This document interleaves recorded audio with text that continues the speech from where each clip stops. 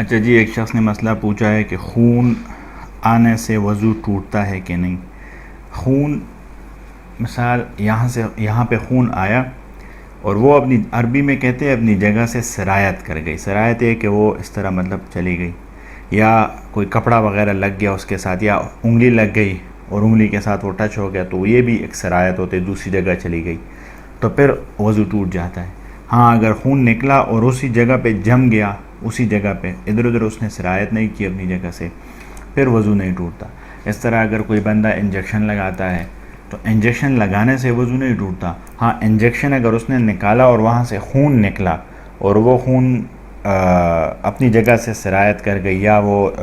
نکلی وہاں سے بہہ گئی، یا کپڑا اس کے ساتھ لگ گیا، کپڑے کے ساتھ ٹچ ہوئی، تو وہ پھر وضو ٹوٹ جاتے ہیں۔ ہاں، اگر ادھر سے نکل کے جم گئی، مثلا یہاں پہ رگ میں لگایا اور اس کو بندہ یوں پکڑے اور وہ باہر نکل کے جم جائے تو پھر اس سے وضو نہیں ٹوٹتا۔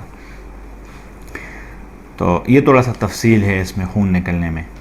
اچھا، لکھتے ہیں کہ جی کرسی پر اگر بیٹھ کر سو جائے تو وضو ٹوٹ جاتا ہے کہ نہیں۔ اگر جیسے میں بیٹھا ہوں اور ایسے بندہ سو جائے کرسی پہ، پھر وضو نہیں ٹوٹتا۔ ہاں، اگر اس نے اس طرح کا ٹیک لگایا تھا اور ٹیک لگا کے سو گیا، پھر وضو ٹوٹ جاتا ہے۔ اس طرح اگر زمین پہ بندہ بیٹھا ہے تو وہ سو گیا بیٹھے، ٹیک نہیں لگایا کہیں پہ، تو اس کا وضو نہیں ٹوٹتا۔ ہاں، اگر اتنا سو گیا کہ وہ گر گیا، اپنی جگہ سے نیچے گر گیا، تو پھر اس کا وضو ٹوٹ گیا۔ اگر جیسے گرنے کو تھا اور اس نے ہاتھ رکھا اور جاگ گیا، پھر بھی وضو نہیں ٹوٹا۔ مطلب اپنی جگہ سے مکہ دربی میں بولتے ہیں کہ اس کے اپنے مکہ سے اٹھ گیا، مطلب اس طرح بیٹھا ہے اور یوں اٹھ گیا، اس کا فل بالکل اوپر ہو گیا، یا اس سائڈ پہ گر گیا اپنی جگہ سے، مطلب وہ اوپر ہو، اس کی جگہ وہ اٹھ گئی اپنی جگہ سے، تو پھر وہاں پہ ان کا وہ وضو ٹوٹ جاتا ہے۔ اور اگر جاگ گیا اور ہاں ٹیک لگانے پہ یا کرسی میں جیسے مسئلہ پوچھے، تو پھر اس میں وضو، جو اکثر مسجد میں اس لیے کہتا ہوں مسجد میں، ہم تبلیغی مراکز میں ہوتا ہے، مسجد میں ہوتا ہے، بندہ بیٹھا ہوتا ہے تو بڑا پرسکون ماحول ہوتا ہے، تو سو جاتا ہے تو وہ ہمیشہ غراب سائڈ پہ گر جاتا ہے۔ تو جب گر جاتا ہے تو بس اس کا وہ اپنے بیٹھنے کی جگہ سے وہ اٹھ گیا، مطلب پھر اس کا وضو ٹوٹ جاتا ہے۔ اور اگر جاگ گیا، ہاتھ رکھا ہے، تو پھر نہیں۔ اور ہاں، اگر کہیں پہ ٹیک شیک لگایا تو اس کا وجہ ویسے یہی ہے اس میں کہ جب ٹیک لگایا ہوتا ہے انسان کا، تو انسان کے جو رگ ہوتے ہیں وہ ڈھیلے ہو جاتے ہیں۔ جب ڈھیلے ہو جاتے ہیں تو پھر انسان سے کوئی ہوا نکلنے کا خدشہ ہوتا ہے، تو اس لیے یہ ہمارے جو اہل حدیث بھائی ہے، یہ اس طرح کرتے ہیں کہ ایک حدیث میں آتا ہے کہ نبی پاک صلی اللہ علیہ وسلم تہجد پڑھتے تھے، پھر صبح تہجد جیسے ٹائم داخل ہوتا تو صبح کی سنت پڑھتے تھے، اس کے بعد سو جاتے تھے، تو پھر فرض پہ اٹھ جاتے تھے تو اسی وضو سے نماز پڑھتے۔ تو ہمارے نبی پاک صلی اللہ علیہ وسلم اگر سوتے بھی تھے تو اس کا دل تو جاگتا تھا، وہ تو وحی کے لیے، مطلب کوئی صحابہ فرماتے ہیں کہ جی یا رسول اگر آپ سو رہے ہو اور وحی آ جائے، انہوں نے کہا میں سوتا بھی ہوں تو میرا دل جاگتا رہتا ہے۔ تو کچھ چیزیں ان کے ساتھ خاص تھی، لیکن آج کل یہ بیچارے اس طرح کرتے ہیں کہ سنت پڑھ کے سو جاتے ہیں، پھر اٹھ کے اسی وضو سے فرض پڑھتے ہیں، تو یہ تو بالکل بے وضو ہے، لیکن پڑھ لیتے ہیں، اللہ معاف کرے۔ بہرحال اس طرح نہیں ہے، وضو کرنی چاہیے، اگر انسان سو جائے تو اس کا پھر وضو ٹوٹ جاتا ہے۔ اچھا، لکھتے ہیں جو بندے فوت ہوئے ہیں ان کا صدقہ فطر دے سکتے ہیں کہ نہیں؟ ان کا تو نہیں ہوتا صدقہ فطر۔ ایک شخص نے سوال کیا تھا کہ والدین ہمارا جو فوت ہوئے تو اگر میں چاہوں کہ ان کی طرف سے صدقہ دے دوں،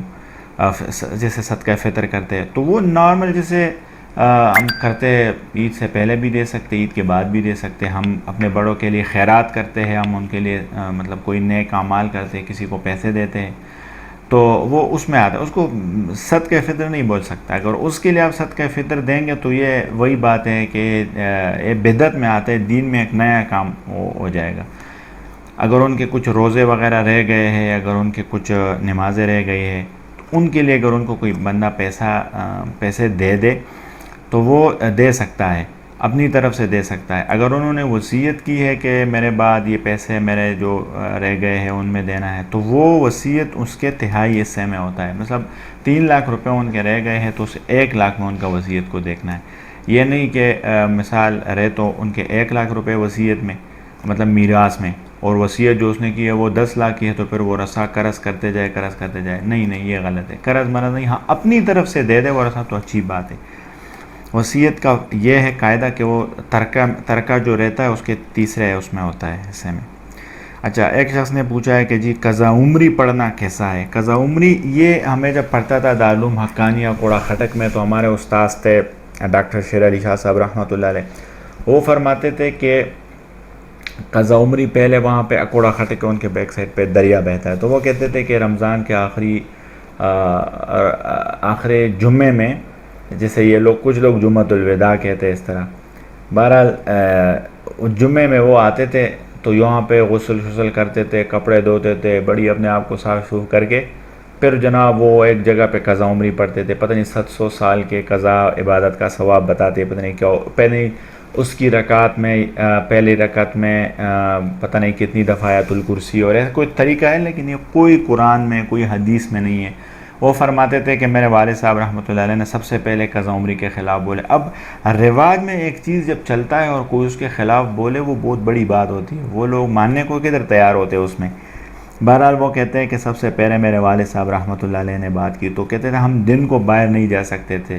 اور ہمارے گھر میں لوگ پتھر پھینکتے تھے اور پتہ نہیں گندگیاں پھینکتے تھے، کچرا پھینکتے تھے، اور بولتے تھے کہ پتہ نہیں یہ دین میں نئے لوگ آئے ہیں، دین میں نئی بات۔ تو وہ کہ اتنا بڑا عالم نہیں تھا، لیکن اس کا جو بیٹا تو جو جس کا میں بتا رہا ہوں، مولانا ڈاکٹر شیر علی شاہ صاحب، وہ تو بڑے شیخ الحدیث تھے، مدینہ یونیورسٹی سے فارغ تھے، اور دارالعلوم حقانیہ کے بڑے شیخ الحدیث تھے، بڑا اس نے ہمیں تفسیر بھی پڑھایا، تو بڑی اللہ تعالیٰ نے اس کو علم دی تھی، تو وہ ہمیں بتاتے تھے کہ یہ چیز نہیں ہے۔ 2007 میں نے سنا تھا، اکثر یہ ابھی بھی، یہ صبح کوئی بندے نے میسج کیا تھا، تو ابھی میں نے دیکھا کہ جی مجھے اس طرح کا مسئلہ، انہوں نے اسنیپ شاٹ کیا، تو کسی بک کا اس نے تصویر لے کے نا مجھے سینڈ کیا تھا، کتاب میں پتہ نہیں کہاں پہ لکھا گیا ہے۔ بہرحال قضا عمری وغیرہ یہ چیزیں نہیں ہیں، یہ ایسے دین میں ہیں۔ بندے ان کا ایک طریقہ آسان یہ ہے، بندہ ہر نماز کے ساتھ ایک نماز قضا سٹارٹ کر لے، ہر نماز کے ساتھ ایک نماز قضا پڑھے، تو ایک ٹائم آ جائے گا کہ اس کی ساری نمازیں ختم ہو جائے گی۔ اگر اس کے دوران وہ فوت ہوا، نیت اس نے کی، اللہ تعالیٰ اس کی ساری زندگی کی نمازیں خود پورا کرے گا، اپنی فضل و کرم سے پورا کر لے گا۔ یہ ایک طریقہ ہے، ویسے قضا عمری کا کوئی وہ نہیں ہے۔